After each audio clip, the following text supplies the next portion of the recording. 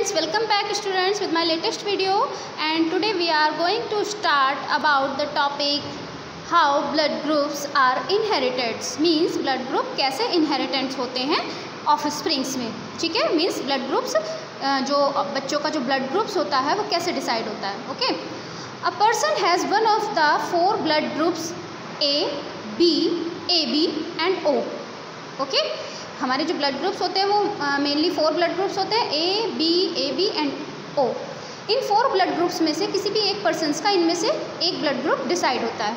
ठीक है, this blood group system is controlled by a gene which has 3 different forms denoted by symbols IA, IB, IO.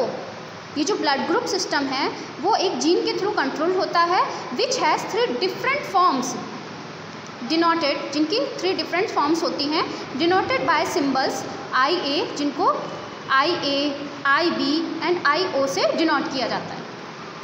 तो यहाँ पर देखिए इस चार्ट से मैं आपको क्लियर कराती हूँ. Male means father, female mother and offsprings. ठीक है, ऑफस्प्रिंग्स मतलब चाइल्ड. अब देखिए बात करते हैं, अगर फादर का ब्लड ग्रुप A है, मदर का ब्लड ग्रुप B है, तो जो बच्चे का ब्लड ग्रुप होगा वो AB भी हो सकता है, A हो सकता है, B भी हो सकता है. ठीक है, सो ऑफस्प्रिंग्स ब्लड ग्रुप में भी AB, A और B. कैसे? अगर मान लीजिए ये डोमिनेंसी और रिसेसिवनेस पे डिपेंड करता है. माना फादर का ब्लड ग्रुप A डोमिनेंट हो जाता है, मदर का ब्लड ग्रुप B रिसेसिव हो जाता है, तो इन दिस सिचुएशन बच्चे का ब्लड ग्रुप A होगा. Okay, if mother blood group B dominant and father blood group A recessive, then child blood group is B. क्या है चाइल्ड का ब्लड ग्रुप, क्या है फिर B होगा. अब बात आती है AB कैसे होगा. AB जब फादर और मदर दोनों का ब्लड ग्रुप डोमिनेंट हो जाए, तो in this situation offsprings blood group will be AB. Okay, इस सिचुएशन को कोडोमिनेंसी कहा जाता है. कोडोमिनेंसी मतलब जब मदर और फादर दोनों के कैरेक्टर्स डोमिनेंट हो जाएं, तो ऐसी सिचुएशन क्या कहलाती है, हमारी कोडोमिनेंसी कहलाती है. ठीक है, तो यहाँ पर A भी डोमिनेंट हो गया, B भी डोमिनेंट हो गया, तो जो चाइल्ड का ब्लड ग्रुप क्या हुआ, AB. ठीक है, इसी तरीके से अगर इधर उधर हो जाए, माना मदर का ब्लड फादर का ब्लड ग्रुप B हो गया और मदर का ब्लड ग्रुप A हो गया, तब भी यही सेम सिचुएशन होगी. ठीक है, अब बात करते हैं कि अगर फादर का ब्लड ग्रुप A है और मदर का ब्लड ग्रुप O है, तो ऐसी सिचुएशन में जो बच्चे का ब्लड ग्रुप होगा वो A होगा. ऐसे ही अगर मदर का ब्लड ग्रुप B है, फादर का O है, तो इन दिस सिचुएशन भी ब्लड ग्रुप B होगा. अब इसका रीज़न क्या है, because O is always recessive with A and B. O हमेशा A और B के साथ रिसेसिव फॉर्म में होता है. मीन्स अगर आपके जो नेक्स्ट पार्टनर है, मतलब फादर है या मदर है, उनमें से एक का ब्लड ग्रुप O है और दूसरे का A, B या A या सिर्फ B हो सकता है, तो इन दिस सिचुएशन जो बच्चे का ब्लड ग्रुप होगा वो A होगा, B होगा या AB होगा, O नहीं होगा, क्योंकि O हमेशा A, B के साथ रिसेसिव फॉर्म में रहता है. तो अगर एक पार्टनर का ब्लड ग्रुप A है, B है या AB है और दूसरे का O है, तो ऐसे सिचुएशन में यही ब्लड ग्रुप आएंगे, O नहीं आएगा. क्लियर? अब बात करते हैं O ब्लड ग्रुप किस सिचुएशन में आएगा. ठीक है, यहाँ भी वही सिचुएशन आ गई है. देखिए, ये देखिए AB का मैंने बता दिया, AB भी अगर होगा और इधर O है तो ब्लड ग्रुप AB होगा. अब बात करते हैं कि O किस सिचुएशन में होगा. O होगा जब दोनों का ही, मदर फादर दोनों का ब्लड ग्रुप O हो, तो इन दिस सिचुएशन क्या होगा, ब्लड ग्रुप O होगा चाइल्ड का, क्योंकि दोनों में से एक ना एक तो डोमिनेंट होना ही है. तो ऐसी सिचुएशन में ब्लड ग्रुप क्या होगा, O होगा. ठीक है, अगर मान लीजिए दोनों का ब्लड ग्रुप AA है, तो बच्चे का ब्लड ग्रुप ऑब्वियसली सी बात है A ही होगा.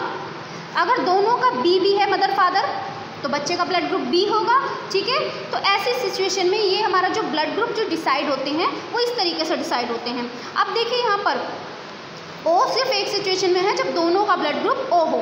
ठीक है, यही वजह है कि जो O ब्लड ग्रुप है वो रेयर होता है, और ये हमारा blood group donor, universal donor blood group कहलाता है. यूनिवर्सल डोनर मतलब ये सभी ब्लड ग्रुप्स को अपना ब्लड दे सकता है. क्यों दे सकता है, क्योंकि जो O ब्लड ग्रुप है अपने O वाले को तो दे ही सकता है, लेकिन ये A वाले को भी दे सकता है, क्योंकि A के साथ ये रिसेसिव है. कोई रिएक्शन नहीं करता। बी वाले को भी दे सकता है क्योंकि बी के साथ भी रिसेसिव है, और ए बी अगर दोनों एक साथ है तो उनको भी दे सकता है क्योंकि दोनों के साथ ही रिसेसिव है।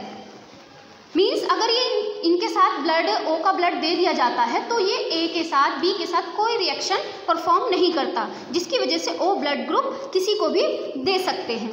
ठीक है। नॉर्मल अगर हम बात करें कि अगर एक रूम है, एक रूम में एक बच्चा सिंपल है और एक बच्चा लड़ने भिड़ने वाला है, तो उस जो सिंपल बच्चे से उस लड़ने भिड़ने वाले बच्चे को कोई फ़र्क नहीं पड़ता क्योंकि वो उसको कुछ कहता ही नहीं है। ठीक है, तो वो आसानी से रह सकता है। लेकिन एक बच्चा लड़ने वाला है और दूसरा भी लड़ने वाला है तो उनमें हमेशा लड़ाई बसती रहेगी। ठीक है, उनमें हमेशा फाइट होती ही रहेगी। तो ऐसी सिचुएशन में ये बताया गया कि जो ओ है वो एक सिंपल बच्चे की तरह है जो कि ए और बी के साथ कोई रिएक्शन नहीं करता है, जिसकी वजह से ए और बी को फ़र्क नहीं पड़ता है और ए बी के ब्लड ग्रुप को ओ का ब्लड दे सकते हैं। That's why it is called donor blood group. Clear. And A B blood group हमारा यूनिवर्सल रिसिपिएंट ब्लड ग्रुप कहलाता है। मीन्स ये सबका ब्लड ले सकता है। क्यों ले सकता है? क्योंकि देखिए ए का तो ये ले सकता है क्योंकि इसके पास ए है, सिंपल वे में बता रही हूँ मैं आपको, ए है। बी का ले सकता है क्योंकि बी भी है इसके पास, और ए बी का तो ये ले ही सकता है। और ओ का तो मैंने बताया, ओ तो सभी को दे सकता है। इसलिए ए बी ब्लड ग्रुप एक तरीके से कह सकते हैं सेल्फिश ब्लड ग्रुप है। ये सबका ले तो सकता है लेकिन देता सिर्फ ए बी वाले को ही है। क्लियर। तो ये तो हो गया ब्लड ग्रुप्स की बात। अब बात करते हैं आपके सेक्स डिटर्मिनेशन। मीन्स जो मेल और फीमेल कैसे डिसाइड होते हैं। जो चाइल्ड होता है, मेल और फीमेल चाइल्ड होते हैं, तो वो कैसे डिसाइड होते हैं। तो देखिए यहाँ पर मेल क्रोमोसोम होता है XY, फीमेल क्रोमोसोम होता है XX। ठीक है। तो देखिए मदर्स ओवा, फादर्स स्पर्म। स्पर्म क्या होते हैं? Male gametes. मदर्स ओवा female gametes, means reproductive cells. अब देखिए XX XY, अगर मदर का X फादर के X के साथ मैच हो जाता है देन जाइगोट गर्ल क्या होगी? डॉटर होगी। अगर मदर का X फादर के Y के साथ मैच होता है तो जाइगोट बॉय। तो इसमें क्या होता है, मदर के पास तो 100% X होते हैं, फादर के पास 50-50% होता है X एंड Y। क्लियर। तो इसमें क्या होता है कि X अगर Y के साथ मैच हो जाता है तो बॉय होता है, और X अगर फादर के X के साथ मैच होता है तो गर्ल होती है। ठीक है। तो इसमें नॉर्मली अक्सर क्या होता है, लोग अगर किसी पर्सन्स को, किसी फीमेल को बेटी बेटी हो रही है तो उसमें अक्सर क्या रहते हैं, उस फीमेल्स को जिम्मेदार ठहरा दिया जाता है। ठीक है, कि भाई इसके तो लड़की ही लड़की हो रही है, लेकिन ऐसा नहीं है। उसमें फादर का मेन रोल होता है XY, क्योंकि इनका क्रोमोसोम्स है XY। ठीक है। मदर के पास तो 100% X है, उसका तो X ही जाना है, लेकिन फादर के क्रोमोसोम्स पर डिपेंड करता है कि लड़का होगा या लड़की होगी। तो इस तरीके से मेल और फीमेल डिसाइड्स होते हैं। क्लियर। अब एक इम्पॉर्टेंट टॉपिक है आपका एक्वायर्ड एंड इनहेरिटेड ट्रेड्स।